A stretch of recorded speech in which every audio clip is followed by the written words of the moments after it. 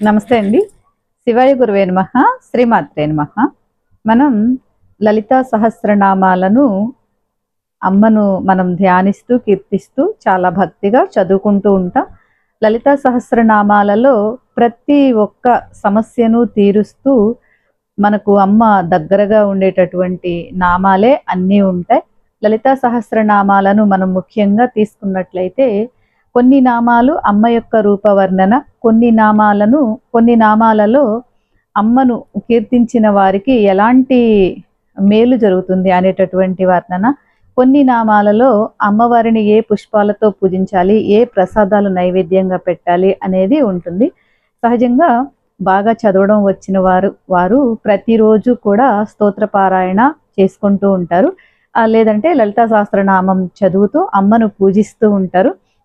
అంటే ఇలా ప్రతిరోజు చేసుకునే వారికి అసలు ఇబ్బంది లేదు. అమ్మను మనం ప్రతిరోజు కీర్తించడం వలన ప్రతి సమస్యకు కూడా మనం అడగకుండానే అమ్మ మనకు ఉపశాంతి కలిగే మార్గాన్ని మనకు సూచిస్తుంది. అంటే ఒక దేవీ దేవత ఏ భగవంతుని యొక్క మనం స్తోత్ర పారాయణ చేయాలన్నా కూడా ఆ భగవంతుని దయ మన మీద ఉంటేనే మనం చదవగలుగుతాం, దాని మీద శ్రద్ధ పెట్టగలుగుతాం. ముఖ్యంగా ఏంటంటే లలితా సహస్రనామాలను అంటే ఏ స్తోత్ర పారాయణ అయినా మనం చదివేటప్పుడు ఆ చదివినంతసేపు కూడా మనం ఆ మూర్తి మీద మాత్రమే, ఆ అమ్మ మీద మాత్రమే ధ్యాసను ఉంచాలి. ఇక్కడ చదువుతూ ఎక్కడో ధ్యాస పెట్టి వెళితే అది అంత అంటే మనం ఎవరికైనా చెప్పడానికి మేము లలిత చదివాము అనే తప్ప దాని వలన మనకు ప్రయోజనం ఉండదు.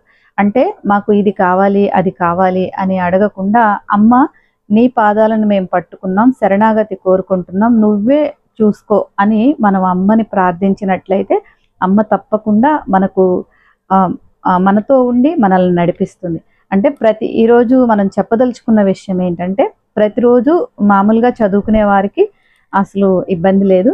అలా కాకుండా కొంతమందికి అంటే కొంచెం చదవడం బాగా రానివారు కానీ లేకపోతే తీరిక లేక వచ్చిన కొంతమంది వారి యొక్క వ్యవహార శైలిలో రోజువారీ జీవితంలో చదవలేకపోతారు.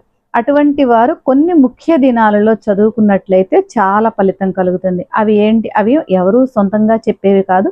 లలితా సహస్రనామం చదివిన తర్వాత ఉత్తర పీఠిక ఫలస్తుతి అని ఉంటుంది. అంటే ఈ నామాలను చదువుకోవడం వలన ఎటువంటి మేలు జరుగుతుంది అనేవి కొన్ని శ్లోకాలు ఉంటాయి. వాటిల్లోది ఒక 2 శ్లోకాలను వాటి యొక్క అర్థాన్ని మనం ఈరోజు చెప్పుకుందాం. సంక్రాంతౌ విషవే చైవ స్వజన్మ త్రితయేయనే నవమ్యాం వా చతుర్దశ్యాం సితాయాం శుక్రవాసరే కీర్తయేన్నామ సాహస్రం పౌర్ణమాస్యాం విశేషతః పౌర్ణమాస్యాం చంద్రబింబే ధ్యాత్వా శ్రీ లలితాంబికాం పంచోపచారై సంపూజ్య పఠేన్నామ సాహస్రకం. అంటే ఫలస్థుతిలో ఇవి కొన్ని శ్లోకాలు అన్నమాట. అంటే ఏంటంటే మనం సంక్రాంతి అంటే పుణ్యమైనటువంటి పుణ్య రోజులలో సంక్రాంతి పండుగ రోజున మరియు స్వజన్మ త్రితయేయని అంటే మనం పుట్టినటువంటి రోజున అంటే మనం పుట్టినటువంటి తిథి లేకపోతే జన్మ నక్షత్రం వచ్చిన రోజున, అంతేకాకుండా మన కుటుంబ సభ్యులు అంటే భార్య, మగవాళ్ళు చదువుకుంటే భార్య పుట్టినటువంటి తిథి వచ్చిన రోజున, లేకపోతే భర్త పుట్టినటువంటి తిథి వచ్చిన రోజున, తర్వాత మన బిడ్డలు పుట్టినటువంటి తిథి లేకపోతే వారం తెలిస్తే ఆ జన్మ నక్షత్రం ఇలా వచ్చిన రోజున చదువుకుంటే చాలా విశేషమైనటువంటి ఫలితం కలుగుతుంది. తర్వాత నవమ్యాం వా చతుర్దశ్యాం సితాయాం శుక్రవాసరే అంటే శుక్లపక్షంలో అంటే అమావాస్య తర్వాత వచ్చేటటువంటి శుక్లపక్షంలో వచ్చేటటువంటి నవమి తిథి రోజు, చతుర్దశి తిథి రోజు మరియు శుక్రవారం రోజున చదువుకున్నట్లయితే కూడా మనకు చాలా మంచి జరుగుతుంది. అంటే ఇప్పుడు పూజ అంటే మనం కుంకుమతో పూజించుకునే విధానం చదువుకుంటూ ఒకటి, లేకపోతే మనం సాయంత్రం పూటైనా ఉదయం పూటైనా స్తోత్ర పారాయణ చదువుకోవడానికి సాయంత్రం పూటైనా మనం చదువుకోవచ్చు. శుచి అయి స్నానం చేసి ఒక చోట ఒక ఆసనం వేసుకుని తూర్పుగా కూర్చుని అంటే కూర్చోగలిగితే కింద కూర్చుని చదువుకోవడం మంచిది. ఒకవేళ కూర్చోలేకపోతే మంచం మీద అలా కాకుండా ఒక కుర్చీలోనో సోఫాలోనో అలా కూర్చుని కూడా చదువుకోవచ్చు. అలా ముఖ్యమైనది ఏంటంటే భక్తి భావం, శరణాగతి వేడుకుంటూ చదువుకోవాలి. ఈ తిథులు అంటే శుక్లపక్షంలో వచ్చేటటువంటి నవమి తిథి, చతుర్దశి తిథి లేకపోతే శుక్రవారం. ఇవే కాకుండా ఇంకా ఏమున్నాయో చూద్దాం. కీర్తయేన్నామ సాహస్రం పౌర్ణమాస్యాం విశేషతః పౌర్ణమాస్యాం చంద్రబింబే ధ్యాత్వా శ్రీ లలితాంబికాం పంచోపచారై సంపూజ్య పఠేన్నామ సాహస్రకం. అంటే ఈ నవమి, చతుర్దశి, శుక్రవారం వీటికంటే కూడా బాగా ప్రాధాన్యత కలిగినటువంటిది పౌర్ణమి. పౌర్ణమి రోజు చంద్రబింబంలో మనం అమ్మని దర్శించుకుని లలితా సహస్రనామాలని చదువుకోవడం. ఇక్కడ పంచోపచారాలు అంటే మనం గత వీడియోల్లో కూడా చెప్పుకున్నాం. ఇప్పుడు ప్రతి భగవంతుడికి కూడా షోడశ ఉపచారాలతో పూజా కార్యక్రమం ఉంటుంది. అంటే 16 ఉపచారాలతో చేసేటటువంటి విధానం ఒకటి.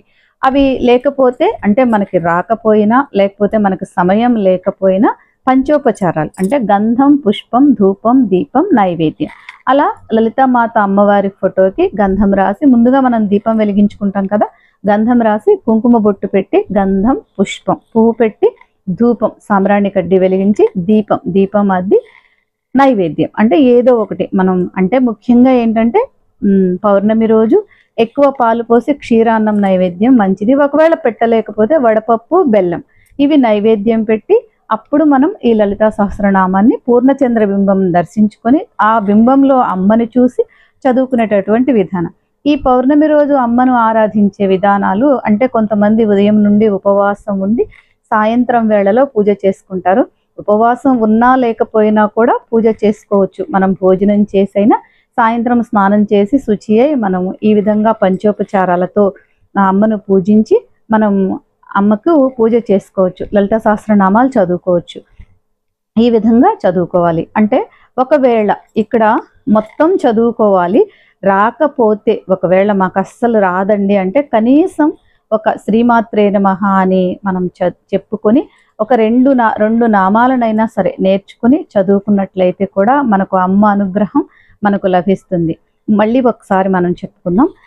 అంటే ముఖ్యంగా సంక్రాంతి పండుగ రోజు మన జన్మ అంటే యజమాని యొక్క మన జన్మ నక్షత్రం లేదా జన్మ తిథి వచ్చిన రోజున మన కుటుంబ సభ్యులు భార్య లేదా భర్త యొక్క జన్మ నక్షత్రం వచ్చిన రోజున, జన్మ తిథి వచ్చిన రోజున, లేకపోతే మన పిల్లలు పుట్టినటువంటి నక్షత్రం లేదా తిథి రోజున, ముఖ్యంగా నవమి, చతుర్దశి, శుక్రవారం, పౌర్ణమి.